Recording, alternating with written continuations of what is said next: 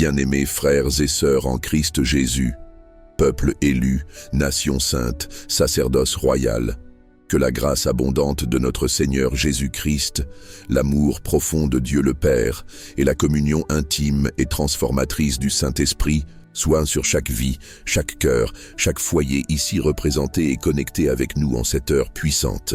Aujourd'hui est Ephata, vendredi de bénédiction. Sentez l'atmosphère changer maintenant même là où vous êtes.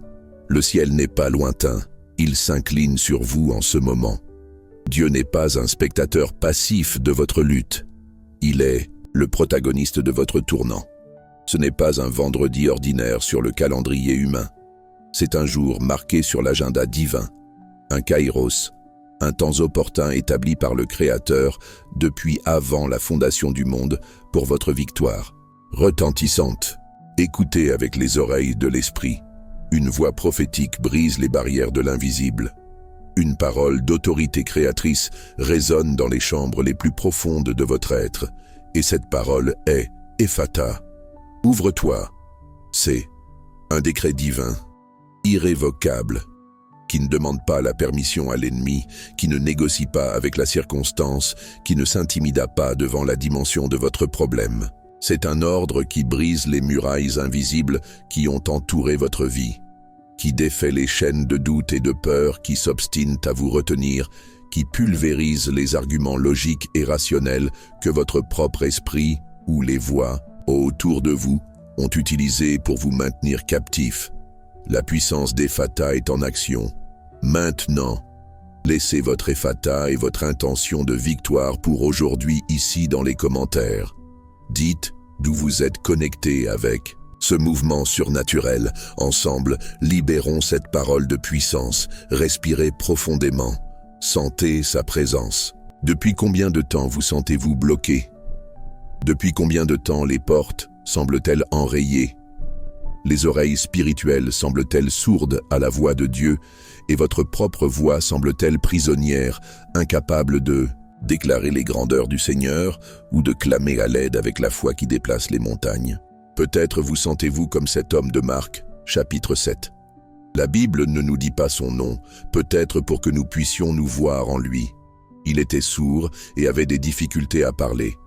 Pensez à la frustration, à l'isolement, incapable d'entendre clairement les voix d'amour, les instructions, les avertissements. Incapable d'exprimer pleinement ses pensées, ses sentiments, ses besoins. Une vie limitée, entourée de barrières de communication, de murs de silence et d'incompréhension.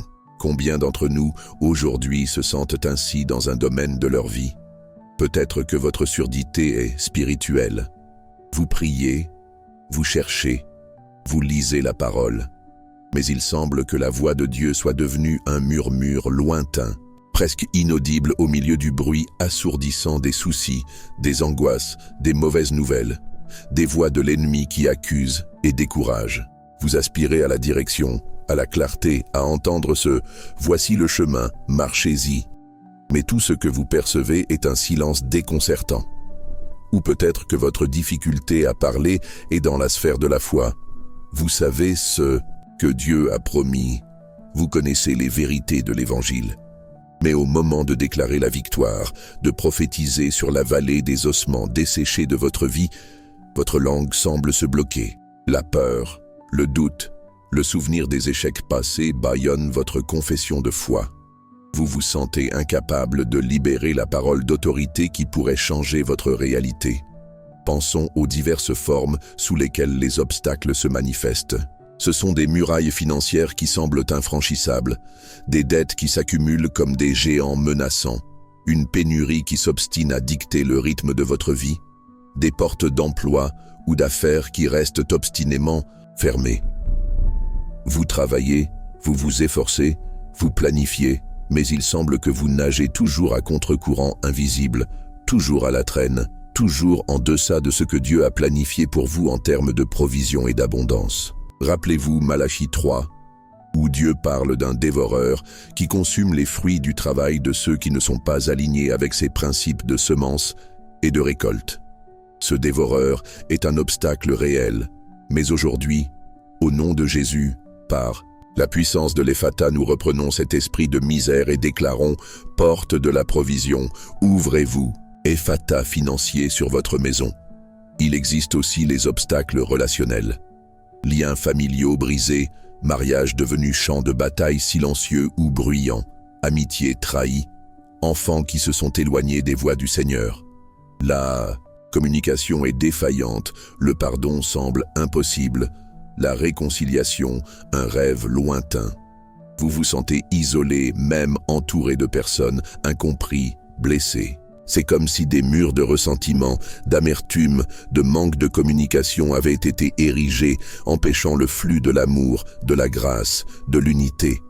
Rappelez-vous la prière de Jésus en Jean 17, demandant que nous soyons un, comme lui et le Père sont un.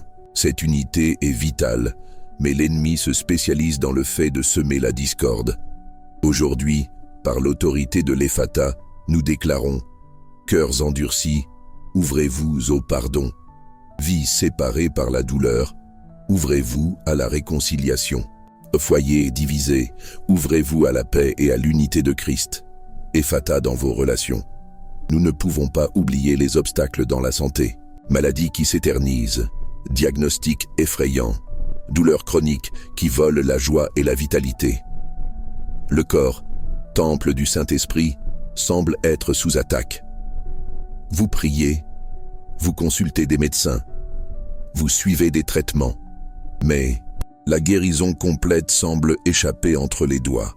Peut-être vous sentez-vous comme la femme atteinte d'une perte de sang, Marc 5, qui pendant 12 ans a souffert, a dépensé tout ce qu'elle avait chez les médecins et ne faisait qu'empirer. Une condition qui l'isolait socialement et religieusement, qui drainait sa vie physique et financière. Ou peut-être comme le paralytique de Bethesda, Jean 5, attendant depuis 38 ans un mouvement dans les eaux, une opportunité de guérison, qui n'arrivait jamais par ses propres forces. Ce sont des obstacles réels qui apportent douleur, angoisse, désespérance. Mais aujourd'hui, en ce vendredi d'Ephata, nous nous levons dans la foi et déclarons sur chaque maladie, chaque douleur, chaque diagnostic contraire, porte de la santé divine, ouvrez-vous, corps malade, soit restauré maintenant, au nom de Jésus. Ephata sur votre santé physique et émotionnelle. Et il y a aussi les obstacles spirituels, peut-être les plus subtils, mais tout aussi dévastateurs. Cycle de péché qui se répète, forteresse mentale d'incrédulité, oppression spirituelle, attaque de l'ennemi qui vise à paralyser votre ministère, voler votre paix, effacer votre témoignage. Vous luttez, vous résistez, mais il semble qu'il y ait des forces invisibles travaillant contre vous, murmurant des mensonges, plantant des doutes, créant des barrières à votre croissance spirituelle et à l'accomplissement de votre appel. Rappelez-vous Daniel, chapitre 10. Il a prié et jeûné pendant 21 jours. La réponse avait été envoyée dès le premier jour, mais un prince démoniaque, le prince de Perse, a résisté sur le chemin, empêchant la bénédiction d'arriver. Une bataille spirituelle dans les cieux fut nécessaire pour libérer la réponse. Cela nous montre qu'il existe des obstacles réels dans le monde spirituel qui peuvent tenter d'empêcher le flux des bénédictions de Dieu. Mais aujourd'hui, par le sang de Jésus et par la parole de notre témoignage, par la puissance de l'Ephata, nous déclarons: forteresse spirituelle, tombez à terre. Oppression démoniaque, soit brisée. Chemin spirituel bloqué, ouvrez-vous. Ephata sur votre vie spirituelle et ministérielle. Ces obstacles, quels qu'ils soient, créent une sensation d'emprisonnement. C'est comme être dans un donjon, sombre, entendant le bruit des chaînes, sentant le froid de la pierre, sans voir une lueur de lumière. C'est comme être perdu dans un labyrinthe, tournant en rond, revenant toujours au même point de frustration. C'est comme avoir les pieds pris dans des sables mouvants. Plus vous luttez, plus vous vous enfoncez. Cette sensation d'impuissance, de stagnation, de défaite imminente n'est pas le plan de Dieu pour vous. Dieu vous a appelé à la liberté, Galates 5:1, à la vie abondante, Jean 10:10, à être plus que vainqueur, Romains 8:37. Mais aujourd'hui, quelque chose de différent se produit. L'Esprit de Dieu plane sur le chaos de votre situation, tout comme il planait sur les eaux au commencement de la création. Genèse 1, 2. Il est prêt à apporter l'ordre là où il y a le désordre, la lumière là où il y a les ténèbres, la vie là où il y a la mort. Et l'outil qu'il utilise est sa parole parlée avec autorité. La même parole qui dit que la lumière soit, et la lumière fut, est la parole qui aujourd'hui déclare sur votre vie, Ephphatha, ouvre-toi. Revenons à la scène de Marc 7. Les gens amenèrent cet homme à Jésus. Ils intercédèrent pour lui. Cela nous enseigne déjà quelque chose de puissant, l'importance de la communauté de foi, d'intercéder les uns pour les autres, de porter les fardeaux les uns des autres. Galates 6, 2. Peut-être êtes-vous si fatigué de lutter que vous ne pouvez même plus clamer. Laissez la foi de l'Église, la foi de vos frères vous porter jusqu'à la présence de Jésus aujourd'hui. Nous sommes ici comme un corps, croyant ensemble, intercédant pour vous. Jésus alors fait quelque chose d'intéressant. Il emmène l'homme à part, loin de la foule.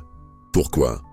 Peut-être pour avoir un moment intime, personnel avec lui, loin du bruit, des opinions, des attentes des autres. Dieu veut avoir une rencontre personnelle avec vous aujourd'hui. Il veut vous sortir du milieu de la confusion, du tumulte de vos soucis, et parler directement à votre cœur. Il veut que vous vous concentriez sur lui, et non sur la taille de votre problème ou sur l'opinion d'autrui. Alors, Jésus accomplit des actes symboliques et puissants. Il met ses doigts dans les oreilles de l'homme, un toucher de puissance, un toucher qui représente l'invasion divine dans le domaine de votre limitation. Là où vous vous sentez sourd, incapable d'entendre, Jésus touche aujourd'hui. Il déverrouille vos oreilles spirituelles afin que vous puissiez discerner sa voix douce et puissante, pour que vous puissiez entendre les stratégies du ciel pour votre victoire, pour que vous puissiez entendre des paroles d'amour, d'encouragement, d'espérance, étouffant les voix de la peur et de l'accusation. Recevez ce toucher maintenant. Dites, Jésus, touche mes oreilles, ouvre mon entendement spirituel, Ephphatha. Ensuite, Jésus crache et touche la langue de l'homme. La salive, dans la culture de l'époque, était considérée par certains comme ayant des propriétés curatives. Mais ici, le sens est plus profond. Elle vient de la bouche de Jésus, représente sa parole, son esprit. Il touche votre capacité à parler, à communiquer, à déclarer. Là où votre voix a été réduite au silence par la peur, l'oppression, la honte, la difficulté, Jésus libère maintenant le pouvoir de la confession.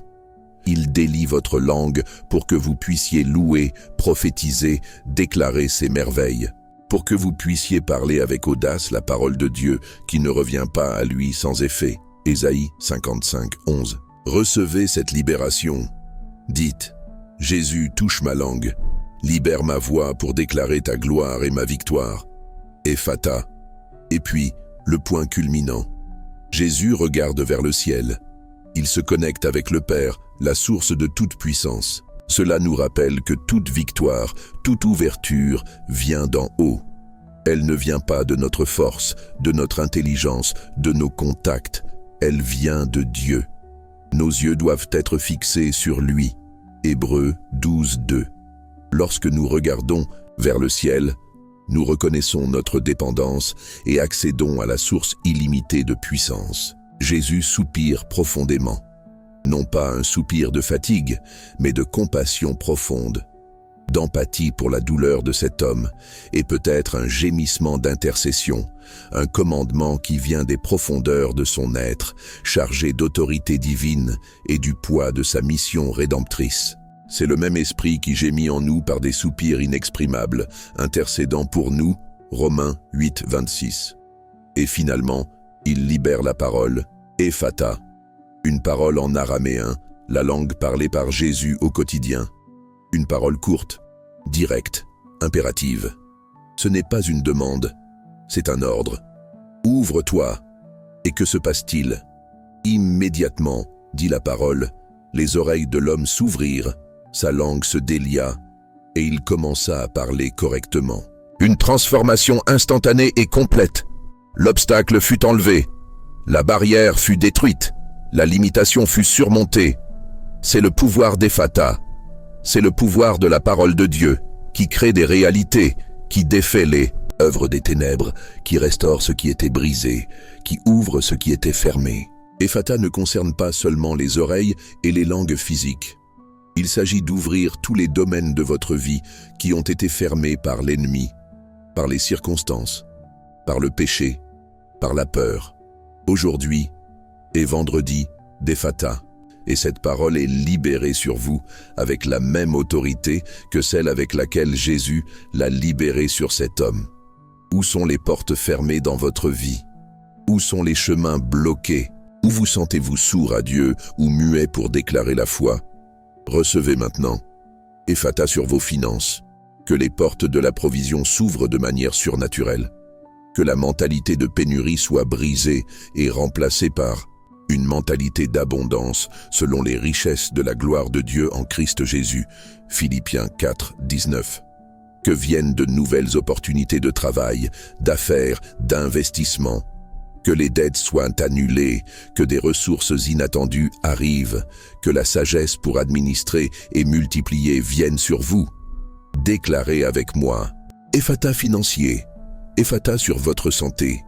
Que chaque cellule, chaque organe, chaque système de votre corps s'aligne maintenant avec la parfaite volonté de Dieu.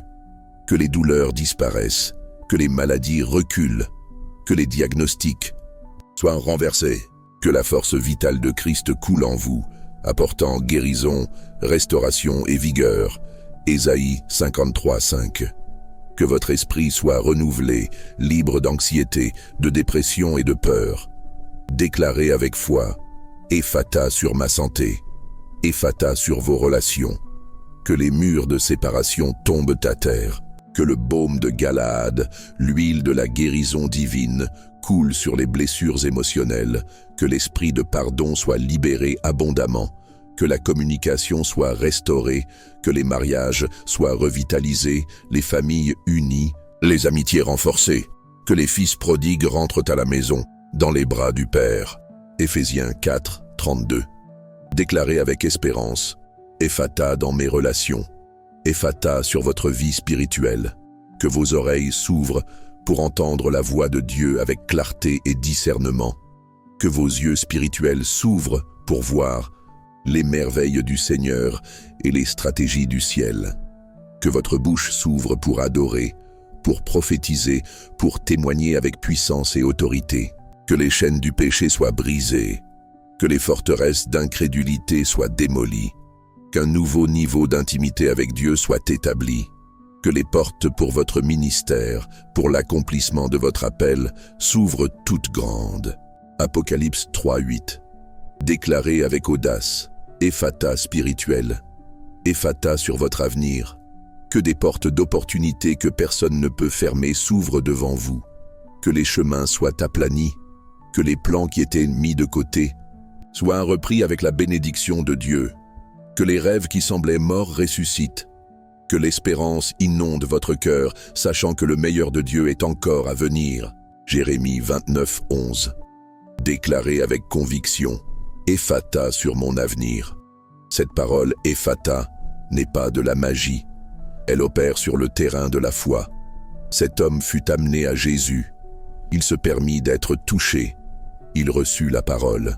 La foi est la clé qui tourne dans la serrure que l'Ephata de Dieu déverrouille. Hébreux 11, 6 dit que, sans la foi, il est impossible de lui être agréable, car il faut que celui qui s'approche de Dieu croit que Dieu existe et qu'il est le rémunérateur de ceux qui le cherchent. Vous devez croire que Dieu peut et veut ouvrir les portes dans votre vie aujourd'hui. Pas demain, pas la semaine prochaine, mais maintenant. La foi agit au présent. Peut-être dites-vous, mais pasteur, mon obstacle est si grand, si ancien. Rappelez-vous la mer Rouge devant les Israélites, Exode 14. Un obstacle humainement infranchissable. Derrière, l'armée de Pharaon. Des deux côtés des montagnes. Cela semblait la fin, mais Dieu donna un ordre à Moïse. Dit aux enfants d'Israël de marcher. Et alors Dieu ouvrit la mer. un ephata sur les eaux. L'obstacle est devenu un chemin de délivrance. Dieu est spécialiste pour transformer les obstacles en miracles. La taille de votre obstacle n'intimide pas votre Dieu. Rappelez-vous les murailles de Jéricho, Josué 6. Fortifiées, impénétrables. La stratégie de Dieu, marcher autour d'elles en silence pendant 6 jours, et le 7e jour, crier. Une stratégie qui défiait la logique militaire. Mais lorsque le peuple obéit par la foi, et que le cri de victoire résonna, les murailles s'écroulèrent. Un ephata sur les fortifications. L'obéissance dans la foi libère le pouvoir démolisseur de Dieu. Quelle est l'instruction apparemment illogique que Dieu vous donne aujourd'hui? Obéissez. L'ephata est dans l'obéissance. Rappelez-vous, Lazare mort depuis 4 jours, sentant déjà mauvais, Jean 11. La situation semblait irréversible, la mort était l'obstacle final. Mais Jésus s'arrêta devant le tombeau et cria d'une voix forte, « Lazare, sors !» Un ephata sur la mort, et celui qui était mort sortit, vivant. Votre problème semble mort et enterré. Votre espérance est déjà en décomposition. Écoutez la voix de Jésus aujourd'hui criant sur cette situation. Ressuscite, ouvre-toi à la vie, ephata. L'ephata de Dieu enlève non seulement les obstacles externes, mais aussi les obstacles internes. Il ouvre nos yeux à la vérité, comme cela arriva à Saul sur le chemin de Damas, acte 9. Il était aveugle par la religiosité, persécutait l'Église. Mais la rencontre avec Jésus le laissa physiquement aveugle pendant 3 jours, pour ensuite ouvrir ses yeux spirituels à la vérité de l'Évangile. Un ephata qui transforma un persécuteur en le plus grand apôtre. Dieu veut ouvrir vos yeux aujourd'hui pour que vous voyiez sa grâce, son plan, sa vérité qui libère. Il ouvre notre esprit pour comprendre les Écritures comme il le fit avec les disciples sur le chemin d'Emmaüs, Luc 24. Ils marchaient tristes, confus, sans comprendre le sens de la résurrection. Mais Jésus se joignit à eux et commença à leur expliquer les Écritures. Le texte dit que leur cœur brûlait pendant qu'il parlait. Et lorsqu'il rompit le pain, leurs yeux s'ouvrirent et ils le reconnurent. Un ephata dans la compréhension. Dieu veut ouvrir votre esprit aujourd'hui pour que sa parole ait un sens nouveau et transformateur pour vous, pour que vous le reconnaissiez au milieu de vos chemins. Il ouvre les portes des prisons, littérales et spirituelles. Pierre était en prison, gardé par des soldats, attendant l'exécution, acte 12. Mais l'Église priait sans cesse pour lui, et un ange du Seigneur apparut, les chaînes tombèrent, les portes s'ouvrirent d'elles-mêmes. Un ephata angélique, en réponse à la prière.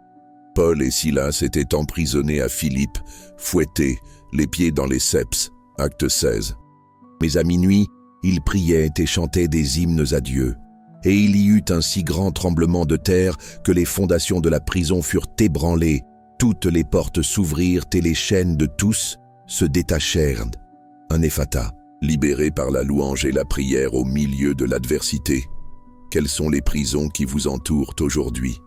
Prisons de peur, de dépendance, de ressentiment, de circonstances. Commencez à prier, commencez à louer. La puissance d'ephata est libérée pour briser ses barreaux maintenant. Il ouvre le ciel sur nous. Lorsque Jésus fut baptisé, le ciel s'ouvrit, l'Esprit descendit comme une colombe et la voix du Père fut entendue. Matthieu 3. Étienne, en étant lapidé, eut les cieux ouverts et vit la gloire de Dieu et Jésus à la droite du Père. Acte 7. Ézéchiel eut des visions extraordinaires lorsque les cieux s'ouvrirent sur lui près du fleuve Kébar. Ézéchiel 1. Lorsque le ciel s'ouvre, nous avons accès à la révélation, à la puissance, à la présence manifeste de Dieu. Aujourd'hui, en ce vendredi d'Ephata, nous déclarons les cieux ouverts sur votre vie. Que vous voyiez la gloire de Dieu, receviez une révélation fraîche, entendiez la voix du Père et soyez remplis du Saint-Esprit comme jamais auparavant. Ephata céleste sur vous. La parole Ephata, par conséquent, est une parole de création, de restauration, de libération, de révélation, d'accès. C'est Dieu intervenant dans votre réalité limitée et apportant sa réalité illimitée. C'est l'enlèvement divin de tout ce qui empêche le flux de sa vie et de son dessein en vous et à travers vous. Mais pour que cet ephata se manifeste pleinement, nous devons nous positionner. Premièrement, positionnez-vous dans la foi. Croyez que Dieu est qui il dit être et qu'il fera ce qu'il a promis. Rejetez le doute, faites taire les voix de l'incrédulité. Nourrissez votre foi avec la parole de Dieu. Romains 10, 17. Déclarez les promesses de Dieu sur votre situation, même si vos yeux naturels ne voient encore rien. La foi appelle à l'existence les choses qui n'existent pas. Romains 4, 17. Votre foi active le pouvoir d'ephata. Commentez maintenant. Je crois au pouvoir d'ephata. Deuxièmement, positionnez-vous dans la prière. La prière est la clé qui ouvre les dépôts célestes. Jésus regarda vers le ciel avant de dire « Ephata ». La prière nous connecte à la source de la puissance. Priez spécifiquement sur les obstacles que vous affrontez. Clamez l'ephata de Dieu sur chaque domaine bloqué. Persévérez dans la prière comme la veuve importune. Luc 18. Joignez-vous à d'autres dans la prière comme l'Église primitive le fit pour Pierre. Acte 12. La prière émeut le cœur de Dieu et libère son pouvoir d'intervention. Troisièmement, positionnez-vous dans la louange et l'adoration. La louange confond l'ennemi, change l'atmosphère spirituelle et ouvre des portes, comme nous l'avons vu avec Paul et Silas. Même au milieu de la difficulté, élevez votre voix en gratitude et adoration. Reconnaissez qui est Dieu, exaltez sa grandeur, sa puissance, sa fidélité. La louange est une arme de guerre spirituelle qui précède la victoire.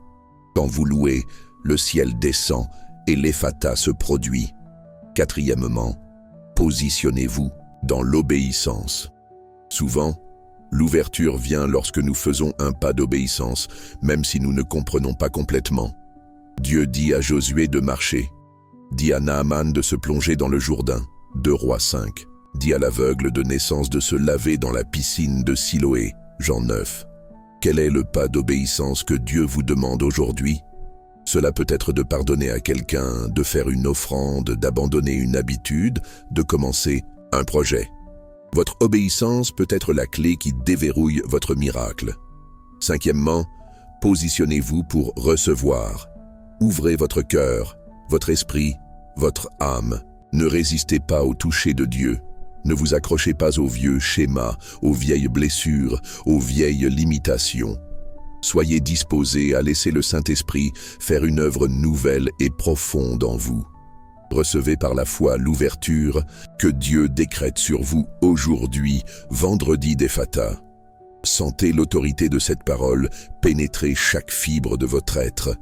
Les obstacles qui semblaient des montagnes infranchissables commencent à trembler. Les chaînes qui vous retenaient se brisent. Les portes qui étaient scellées s'ouvrent en grinçant sous le commandement divin. Dieu enlève les obstacles aujourd'hui.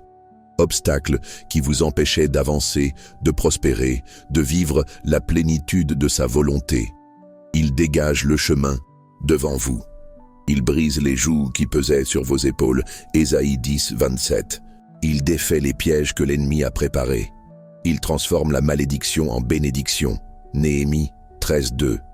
Et il n'enlève pas seulement les obstacles, il apporte des victoires aujourd'hui. La victoire sur la maladie, la victoire sur la pénurie, la victoire sur la division, la victoire sur le péché, la victoire sur la peur, la victoire sur l'oppression. La victoire qui a déjà été remportée par Jésus sur la croix du Calvaire se manifeste dans votre vie maintenant. 1 Corinthiens 15, 57. Ce n'est pas un message d'optimisme creux. C'est une déclaration prophétique basée sur l'autorité de la parole de Dieu et sur la puissance de son esprit qui est présent ici. La même puissance qui a ressuscité Jésus d'entre les morts opère en vous et pour vous en cet instant précis. Éphésiens 1, 19, 20. Sentez l'onction d'Ephata. Coulez maintenant même. Sentez les barrières tomber. Sentez les portes s'ouvrir. Vos oreilles sont ouvertes pour entendre la douce voix du Saint-Esprit guidant, consolant, fortifiant. Votre langue est déliée pour déclarer avec audace « Je suis plus que vainqueur. En Christ Jésus, aucune arme forgée contre moi ne prospérera. Les portes que Dieu ouvre, personne ne peut les fermer. » Levez vos mains là où vous êtes, en signe de reddition à Dieu et de réception de sa bénédiction. Déclarons ensemble, avec toute la force de notre foi, « Ephata » sur mon esprit pour que je pense les pensées de Dieu, « Ephata » sur mon cœur, pour qu'il soit rempli d'amour et de pardon. « Ephata » sur mes oreilles, pour que j'entende clairement la voix de Dieu. « Ephata » sur ma bouche, pour que je proclame ses merveilles. « Ephata » sur mes finances, pour qu'il y ait une provision abondante. « Ephata » sur ma santé, pour que je sois guéri et restauré.